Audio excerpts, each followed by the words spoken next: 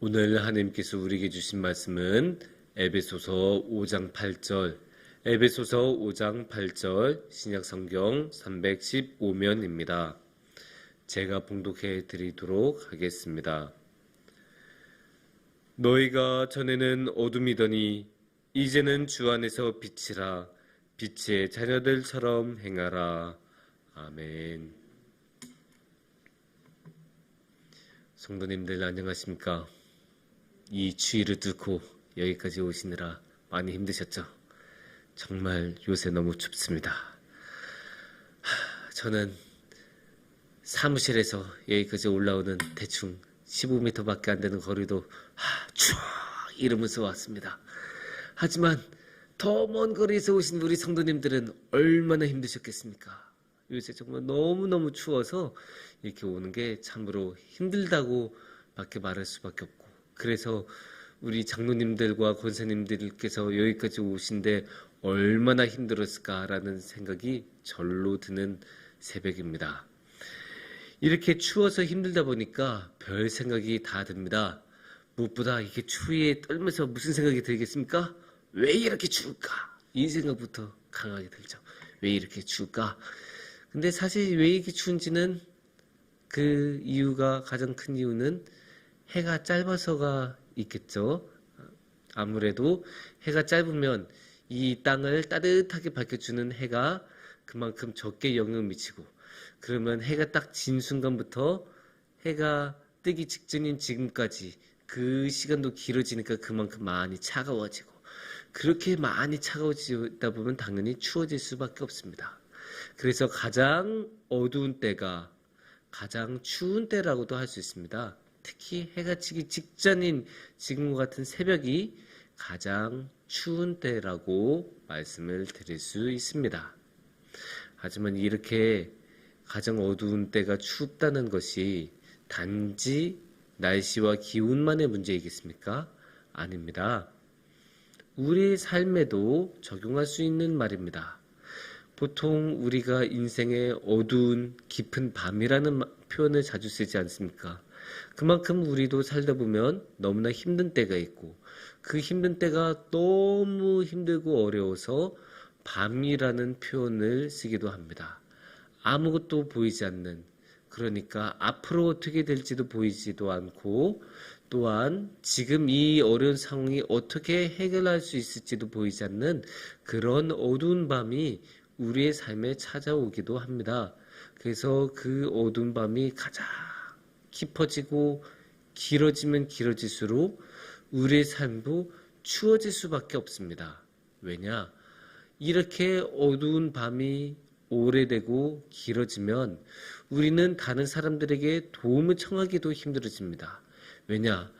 내 눈앞에 놓여있는 어려움이 너무나 크기 때문에 그에 대한 도움을 어디에서 구한 것도 힘들기 때문입니다.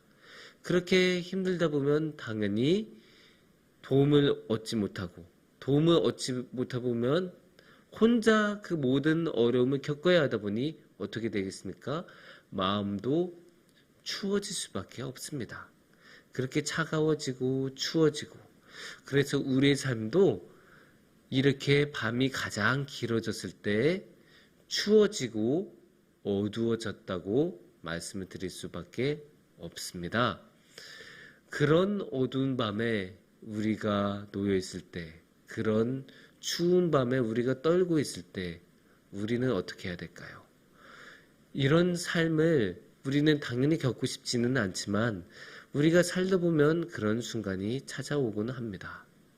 하지만 다행인 것은 예수님께서는 우리를 그렇게 홀로 내버려 두시지 않는다는 점입니다. 예수님께서는 우리 곁에 오시고 우리와 함께 해주십니다. 우리가 가장 깊은 어둠 속에서 가장 추운 상황에서 떨고 있을 때 주님께서는 기꺼이 우리 곁에 오셔서 우리와 함께 해주십니다.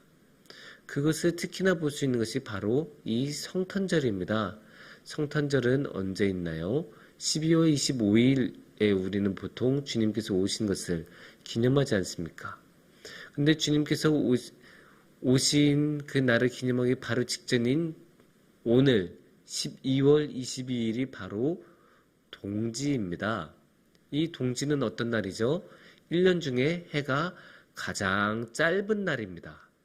그 말인즉 결국 예수님께서 오신 날은 1년 중에서 가장 밤이 길고 가장 어둡고 가장 추운 기간에 오셨다고 할 수 있습니다. 그만큼 예수님은 가장 힘들 때, 우리가 가장 어두운 상황에 있을 때 예수님께서는 우리 곁으로 오십니다. 우리 곁으로 오셔서 우리와 함께 해주시고 우리에게 빛을 전해주십니다. 그래서 예수님께서는 우리에게 빛으로 오시기 때문에 우리와 함께 해주시고 우리의 삶을 밝혀주십니다. 그걸 어디서 할 수 있느냐? 여러 부분에서 할 수 있죠. 예수님께서 태어나실 때 무엇이 예수님께서 태어난 것을 보여줬다고 했죠? 저 위에 별이 보여줬다고 했죠. 그래서 별이 빛으로 예수님께서 태어나신 것을 보여주셨습니다. 그리고 예수님께서 태어나신 다음에 그 아기 때 성전으로 갔을 때 시몬이 무엇이라고 예언했습니까? 이는 이방의 빛이다. 이방을 비춰주는 빛이다라고 너무나 명확하게 예수님께서 빛이라는 것을 보여주셨습니다. 그만큼 예수님께서는 빛으로 오신 분이시고, 빛하고 어둠을 같이 두면 어떻게 될까요? 그냥 이렇게 싸운 것이 아니라 빛이 비춰주는 순간에 어둠은 사라지는 것이 이 세상의 원리 아닙니까? 그만큼 예수님께서는 이 세상의 모든 어둠을 없애주시고 이 세상의 모든 어둠을 해결해 주시고 우리의 삶을 따뜻하게 비춰주시는 빛으로 오시려고 이 땅에 오셨습니다. 그것도 가장 어두울 때, 가장 추울 때 예수님께서는 빛으로 우리 곁으로 오셨습니다. 그 빛으로 우리 곁에 오셨기에 우리도 빛으로 걸어가는 사람들이 될 수 있고 우리 안에 빛을 담을 수 있습니다. 그러면 우리는 어떻게 될까요? 이제는 당연히 어둠 속에서 추위에 떠는 사람들로 살아갈 것이 아니라 빛의 자녀들로서 살아가야 할 것입니다. 그 권고를 오늘의 본문의 말씀은 명확하게 해주고 계십니다. 8절에서 오늘은 어떻게 말씀하고 계시냐면 너희가 전에는 어둠이더니 이제는 주 안에서 빛이라 빛의 자녀들처럼 행하라. 이렇게 말씀을 하고 계십니다. 우리가 이전에는 어둠이었다고 합니다. 그게 무슨 말일까요? 우리가 어둠 속에서 굉장히 많은 어려움을 겪고 있었다는 뜻이겠죠. 당연한 것 아닙니까? 우리가 우리의 힘으로 살아갈 때는 당연히 어둠 속에서 살아갈 수밖에 없고 우리는 그 어둠을 혼자서 감당해낼 수 없습니다. 그렇게 감당해낼 수 없기에 우리는 그 어둠 속에서 추위에 떨면서 힘들어하면서 살아갈 수밖에 없습니다. 하지만 우리는 빛의 자녀로 변합니다. 어떻게 우리가 어둠에서 빛으로 넘어올 수 있을까요? 이유는 간단하죠. 예수님께서 오셨기 때문입니다.